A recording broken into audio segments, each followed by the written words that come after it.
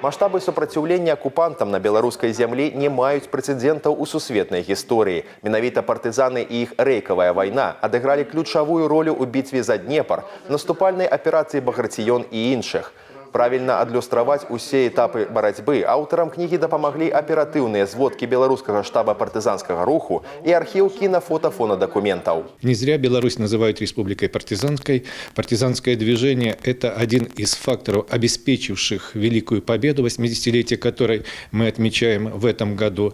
Издание данной книги является еще одним вкладом в изучение хода партизанского движения на Беларуси и, в частности, у нас в Гомельской области. И это важно, кроме чисто научного аспекта, для сохранения исторической памяти и для воспитания молодого поколения белорусов. 29 бригад і каля 120 атрадаў. Усяго на тэрыторыі нашага рэгіёна дзейнічалі больш за 50 тысяч народных мсціўцаў. Утвараліся цэлыя зоны, на якіх аднаўлялася савецкая ўлада, працавалі школы, бальніцы і сельгаспрадпрыемствы. На канца 1943 года пад кантролем партызан ужо знаходзілася значная частка тэрыторыі тады яшчэ Гомельскай і Палескай абласцей.